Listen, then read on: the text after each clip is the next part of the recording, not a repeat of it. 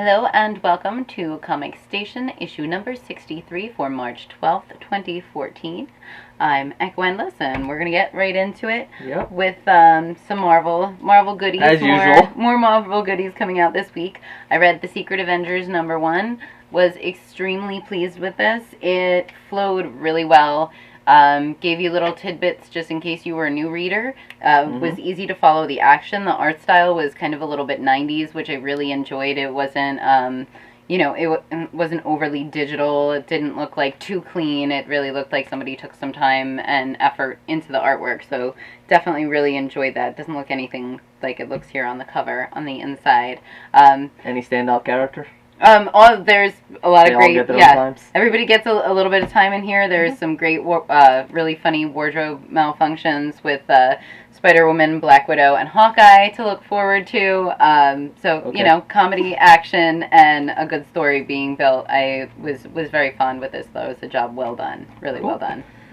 First one, continuing down the Marvel Now series, is Captain Marvel, and this one, of course, I wanted to pick up because I've been reading the Captain Marvel ever since the Carol Danvers reboot, and if you are a fan of that series, definitely continue on with this one. It continues the story along.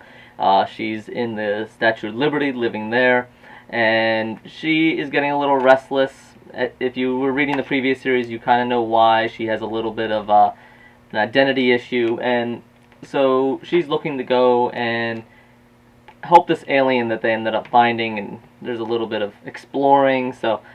But really this is mostly just set up. You see a little bit of what is to come in the beginning, and then it flashes back and you get that setup. If you're new to the Captain Marvel, especially Carol Danvers version, then there's a little one-page kind of, if you don't know, she is kind of her mascot, her sidekick, her lieutenant is a little girl, and she has a one-page little like crayon-drawn history of how Captain Marvel came about. And I thought that was cute. It's nice. Maybe doesn't give as much detail as completely new readers, but if you know a little bit about it, you'll be fine. But really nice, good continuation. I'll be continuing it. I have Avengers Undercover number 1. In this, Arcade brings a group of mutants, teenage mutants, not Ninja Turtles. I was so going there. Together to make them fight on a web series. The web series is over. This is after the fact, where they were forced into being violent towards each other and everything. After the fact, it gives each member of that group its own little story to tell you how they're doing afterwards, and at the end it brings them all back together, and they're gonna have more problems from there. So overall, I enjoyed it. I do want to read more of it. I enjoy all of their characters that they chose to put in this, and I enjoy the art style as well. Very cool. Next I have from IDW, this is the XFiles Conspiracy, The Crow. We're following the lone gunman, and there's an interception with the storyline of The Crow. I'm not loving this. Artwork was a little lackluster. I felt that they didn't really tell very much story with the art, and that you had a hard time knowing what was happening a good deal of the time. And I really thought just trying to put the Crow in there, and I feel like they're trying to please the fans by smashing all of this different stuff together, but not really effectively doing much of anything. So far, that's what I've kind of seen of this whole series with the X-Files and mashing everything together. Alright. Next one I have is from Boom Studios. This is The Returning. It's a 1 of 4, so it's going to be a short series, and might actually be a good thing. Right, so far, basic overall storyline is there are what are called returners, the changers, people that have near-death experiences or did die for short periods of time and came back. They seem normal until one day they snap, and this is a story about one girl, how it affects her, the prejudice she faces a little bit there, but also the mystery behind what's causing it. Is there somebody or something behind it? And it leaves off with there's probably going to be some adventure that she goes on, and so it's interesting idea, but I'm kind of waiting for the full series to come out to read it in one jump. I have The Crow, Pestilence. There's 2 crows this week. It's There you different. go. I believe it has different artists and different writers. Mhm. It's okay. The side tells everything. The art is okay. It's not my favorite art style. It's kind of got like that zombie apocalypse, Walking Dead type feel to it. And their crow is kind of if Chuck Liddell decided he was gonna be the crow. It's okay if you like those things, and I could not really follow it too well, but if you're into that, you'll probably like it. Yep, that's it. Yeah, it's The Crow. It's The Crow. This I picked up. It's not number 1. This is Revolutionary War Motormouth. I had to pick it up, one, because I just really liked the cover of it, and a couple of weeks ago I covered the number 1 from this series, and I was really excited about that. This gave no less of a great performance. It was, again, just something that was really well written. The art in it, it's okay. It's, it's pretty to look at. I wouldn't say it's like stellar art, but definitely very pretty to look at.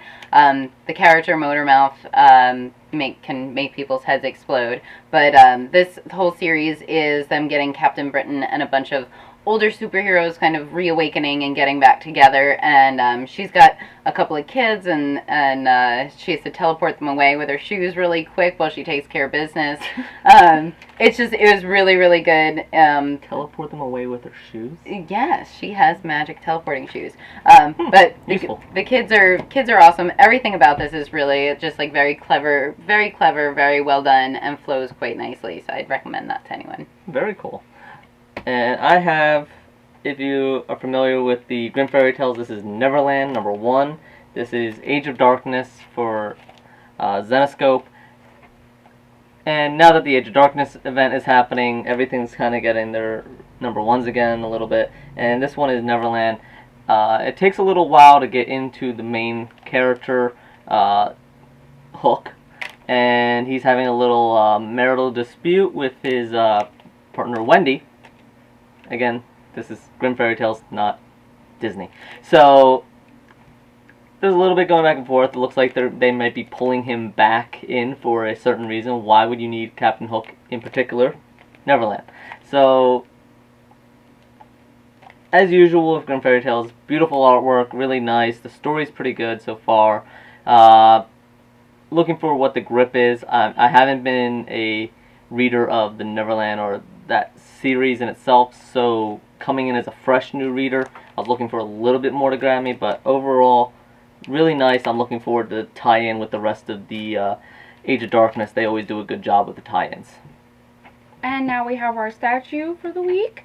We have the Huntress, and one of her better outfits is the not slutty version of the Huntress. The not slutty version. She's pretty accurate to the comic, not one of those anime style. I do like this one. Yeah, this isn't the Amikami version or the Bushido version. This is a limited edition statue. There's about 5,200 of them made. Has some nice heft to it. Everything is solid. Even the cape doesn't feel like it's going to snap off or anything like that. So the crossbow looks really nice. It's very well in proportion with her and detailed. Yep. The lines could be a little more defined, but for some of the purple on the black, but otherwise it's really well done. And like I said, it's got a collector's edition kind of statue. Even the statue itself has a little the Huntress symbol and everything. So. And if you want it, you can find it here at the comic station. Yep. That's number 964 of 5,200. Yeah, that's pretty low for this. 52 out of 5,200. So. Very cool. She is a very cool, very try to keep the badass age character. Yeah, I was trying to keep the PG rating. But she's cool. Yeah, a little bit. So yeah, and very nice, very well done statue. And if you're a fan of it, you'll like it. There's plenty of detail on here you'll enjoy. And next we have just a slew of reviews from Lido. Lido actually came up with double digits on his comic book reviews for this week, posted up, and of course he didn't quite reach a dozen because he was slacking or something. She's only 10.